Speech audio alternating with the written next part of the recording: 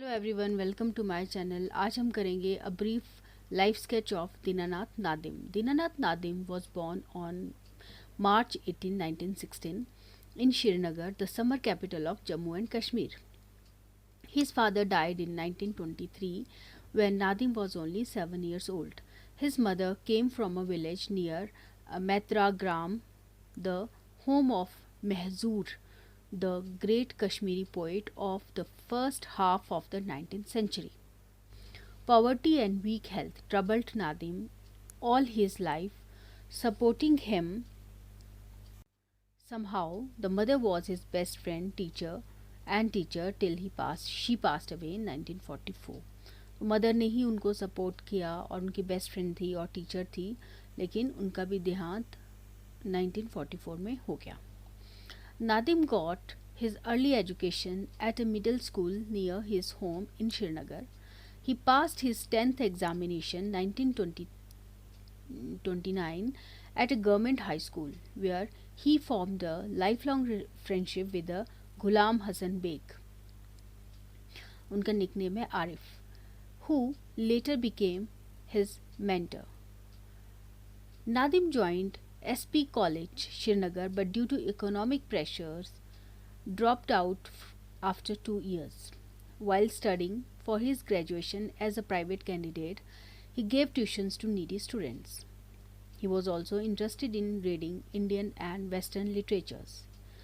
The strong influence of T.S. Eliot, the great English poet, absorbed by him in 1948. मतलब T.S. Eliot का काफ़ी प्रभाव उन पे रहा है.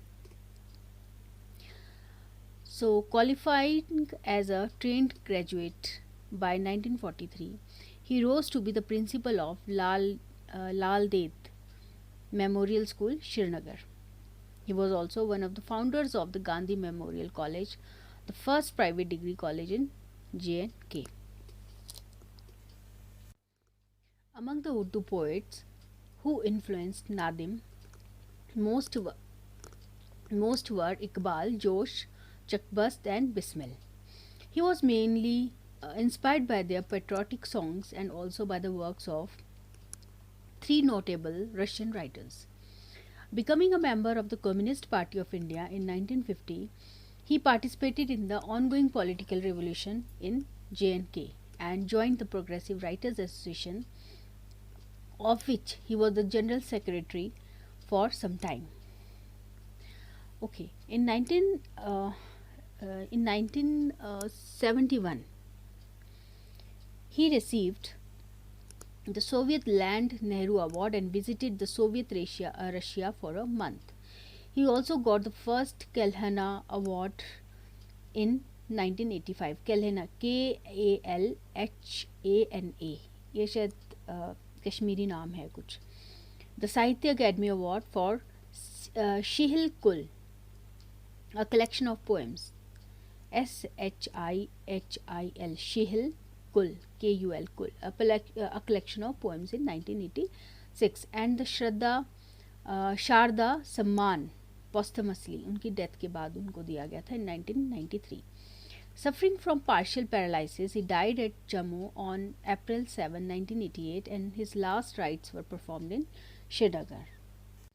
Now I am starting an overview of his poetry and the age he belonged to. Nadim recited his first Kashmiri poem at a Mushaira, political जो symposium रहता है ना, held in 1947 at Nishant Bagh, the famous Mughal garden of Srinagar.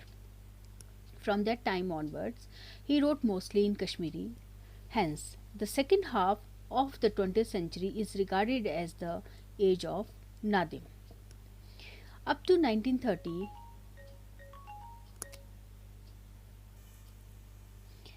just wait. So, up to 1930, Kashmiri poetry existed only in the oral tradition. मतलब orally ही बोली जाती, उसको लिखा नहीं गया था 1930 तक. With the exception of Habba Khatun and Arnimal, two women poets के नाम दिए गए हैं. The poet had no connection with the ruling class. ये लेडीज जो थी तो रूलिंग क्लास से बिलोंग करती थी, तो इन्हीं के साथ इनका एक कॉन्टेक्ट था. He was closer to the common man, but जो नादिम थे वो क्लोजर थे कॉमन मैन के.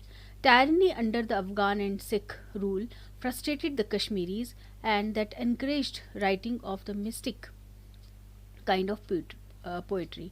तो वो तो पता ही है कि अफ़गानी एंड सिख रूल के जब था तो कश्मीरीज़ पे कितना मतलब उन पे कितना जुल्म हुआ था, या उनके एडवर्स में चीज़ें थी, तो उस टाइम पे मिस्टिक काइंड ऑफ पोइट्री लिखी जाती थी.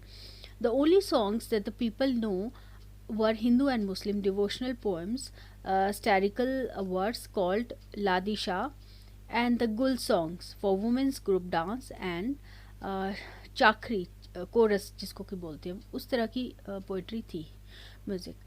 द ट्रेडिशनल इमेजेस ऑफ गुल, रोज़ and Bulbul, Nightingale रीअकर्ड in Kashmiri verse. ये रोज़ की बातें या नाइटिंगल की बातें आती रहती थी. A new age begin with Ghulam Ahmad Mahjoor. ये इनके मेंटर भी रहे हैं, नदीम जो दीनानाथ नदीम जी हैं उनके ये मेंटर भी रहे हैं. तो उनकी जब उन्होंने लिखना स्टार्ट किया तो एक नया एरा शुरू हो गया था, एक नई एज शुरू हो गई थी. 2 राइटर्स के नाम है इसमें, पोइट्स के नाम है, Ghulam Ahmad Mahjoor and Abdul Ahad Azad. In the second quarter of the 20th century, Mahzoor's great achievement was to make the Kashmiri language acceptable as a natural poetic medium. Others, who till then wrote in Persian and Urdu, turned to Kashmiri at his insistence and due to success he achieved for himself. Okay. तो इस तरह से जो महजूर थे उनकी जो achievements थी वो चाहते थे कि कश्मीरी लैंग्वेज जो है वो एक्सेप्ट हो जाए लोगों में, लोग उसको एक्सेप्ट कर लें, एज अ पोइटिक मीडियम उसको माना शुरू कर दें. और जो लोग पर्शियन में लिखते थे या उर्दू में लिखते थे वो लोग भी फिर कश्मीरी में लिखने लगे, बिकॉज़ उनको ये लगा कि ये जो है महजूर जो है इनकी पोइट्री काफ़ी एक्सेप्ट करी जा रही है, तो हम भी इसी पोइट्री में अब कश्मीरी लैंग्वेज में ही लिखना स्टार्ट करेंगे. और ये जो पोइट्स थे जो कि पर्शियन और उर्दू में लिखते थे, इनके नाम थे आज़ाद, आरिफ, जिंदा कौल एंड नादिम. मतलब नादिम भी पहले डिफरेंट लैंग्वेज में लिखते थे, फिर उन्होंने वो महजूर, गुलाम अहमद महजूर जो थे पोइट, उनसे बहुत ही इन्फ्लुएंस्ड हो गए और उन्होंने भी कश्मीरी लैंग्वेज में लिखना शुरू कर दिया. Okay. The new age begins with Mahjoor's. ये कमो गार्डनर इसमें ये जो इसका नाम है ये कश्मीरी में भी दिया है, but I am not able to pronounce it. So English में नाम है come O gardener. The poetic revolution that started in 1938 reached its height in 1947. Following the invasion of Kashmir by Pakistan in in late September 1947 came the call for नया कश्मीर. मतलब नया कश्मीर बन गया. And the beginning of the progressive movement in Kashmiri literature. हाँ, इस तरह से क्या हुआ कि आज़ादी के बाद क्या हुआ कि कुछ पार्ट जो है कश्मीर का पाकिस्तान में चला गया, तो एक तरह से पाकिस्तान के कंट्रोल में कुछ कश्मीर आ गया, एंड उससे क्या हुआ, एक नया कश्मीर बन गया. नया कश्मीर जब बना तो एक कश्मीरी लिटरेचर में एक तरह का प्रोग्रेसिव मूवमेंट आ गया, क्योंकि कई तरह के नए लोग आ गए ना उसमें, जो उर्दू भाषा को, जो कश्मीरी भाषा को जानते थे. एक नया कश्मीर बन गया, एक नया मूवमेंट सा आ गया. A new generation of educated young man, जिस तरह से मैं बता रही हूँ कि एजुकेटेड यंग मैन आ गए जो कि इन्फ्लुएंस थे मार्क्सिस्ट आइडियोलॉजी के से इन्फ्लुएंस्ड थे वो बहुत ज़्यादा. And the Indian nationalism of Gandhi and Nehru became active as a writer. अब लोगों में ना विचार बहुत ज़्यादा आ गए थे, जैसे कुछ तो गांधी जी से बहुत प्रभावित थे, नेहरू जी से, मार्क्सिस्ट जो आइडियोलॉजी से. तो मतलब यंग जनरेशन जो है ना उस टाइम पे विचार उनके डिफरेंट थे, तो वो बहुत ज़्यादा इन्फ्लुएंस थे इन सब से. तो उन्होंने वो एक नए राइटर बन गए और एक मतलब कई तरह की पोएम्स वो लिखने लग गए. Socialism appeal to them more than the romanticism of the past. Socialist society के बारे में लिखना वो ज़्यादा पसंद करते थे. रोमांटिसिज्म के बारे में उन्होंने कम लिखा, क्योंकि रोमांटिसिज्म तो क्या है कि आपके इमोशंस, आपके नेचर, इसके बारे में वो कम लिखते थे. बाद में तो popular Kashmiri poets after 1947 are.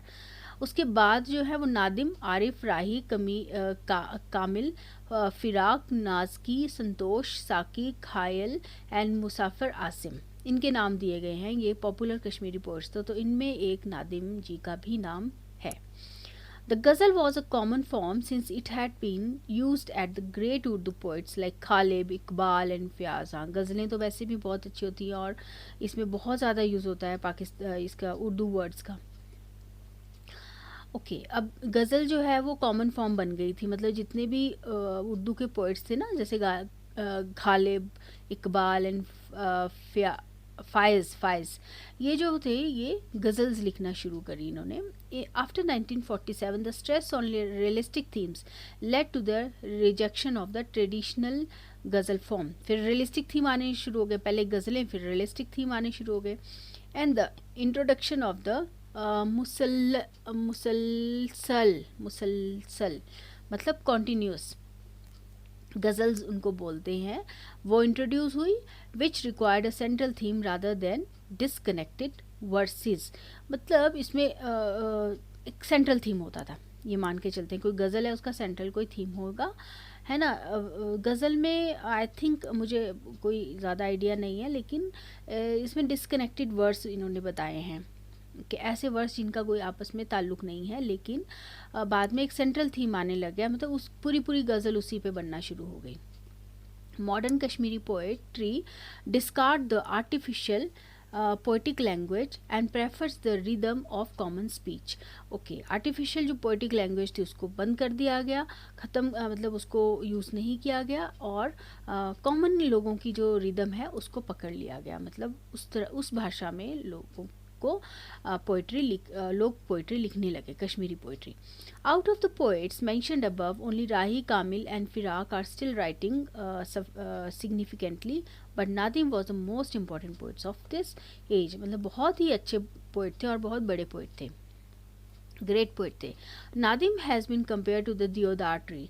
अब नादिर जी को जो है ना वो देवदार के काइंड ऑफ सिडार, हिमाचल में या कश्मीर में जो है ना देवदार ट्रीज़ बहुत रहते हैं, तो उससे उनको कंपेयर किया गया और सीधे खड़े होते हैं वो। Which the Kashmiris associate with elegance and strength, बहुत ही एलिगेंस और स्ट्रेंथ होती है उनमें। ओके, एक इसमें बीबी कचरू जी ने लिखा है, the revolutionary fire in him would light up on the platform when Nadim recited his poems of social revolution and change. It was a different Nadim, और देवदार ट्री ना स्ट्रॉमत ऐसा बोला गया है, उनको देवदार ट्री से रिलेट किया गया है। Okay, he took up every important social and political issue. अब बता रहे हैं ना, जैसे कि उन्होंने सोशल एंड पॉलिटिकल इशूज़ के बारे में लिखा। He used strong propagandist language to support the land of the tiller. Okay, तो टिलर मीन्स फार्मर, तो उन्होंने ऐसी लैंग्वेज को यूज़ किया, प्रोपेगेंडिस्ट लैंग्वेज जो होती है स्ट्रॉन्ग, वैसी लैंग्वेज को यूज़ किया कॉमन मैन की, फार्मर की। Program of the JNK government. Okay, हाँ, इसमें ये बता रहे हैं कि JNK गवर्नमेंट ने कुछ प्रोग्राम शुरू किया था फार्मर से रिलेटेड, तो उन्होंने वैसी लैंग्वेज यूज़ की है उसमें अपनी पोइट्री में। नादिम regarded his 1951 poem, ये भी कुछ कश्मीरी में ही लिखा है, तो मैं इसको हिंदी इंग्लिश में पढ़ती हूँ। I have hopes of tomorrow as the very best that came from his pen. ये बहुत ही अच्छी पोएम है, I have hopes of tomorrow ऐसे लिखा गया है। He says in this poem the true joy comes from peace for which freedom, poverty and fair is most necessary. Okay, तो इसमें लिखा गया है कि इन्होंने बताया है कि जो सच्चा सुख है, जॉय है, वो कहाँ से आता है? पीस से, शांति से आता है। फॉर विच फ्रीडम, जिसके लिए फ्रीडम, पॉवर्टी एंड फेयर बहुत ज़्यादा ज़रूरी है। ओके, अब हमने पहले ही मैंने बात की है कि नादिम, राही और कामिल जो हैं are the leaders of the new age of Kashmiri poetry. All the three excel in ghazal form, but Nadim alone deliberately uses the soliloquy and monologue as dramatic elements in his मुसलसल गज़ल्स। ये पढ़ना थोड़ा सा मुश्किल हो रहा है, MUSALSAL, सल गज़ल्स, ठीक है। तो उन्होंने अपनी जो उन्होंने सल्लिकी का यूज़ किया और मोनोलॉग का भी यूज़ किया। दूसरे जो पोइट थे उन्होंने नहीं यूज़ किया था, लेकिन ये जो थे इन्होंने बहुत अच्छे से इन दोनों लिटरेरी जो टेक्निक्स होती हैं उनका यूज़ किया था।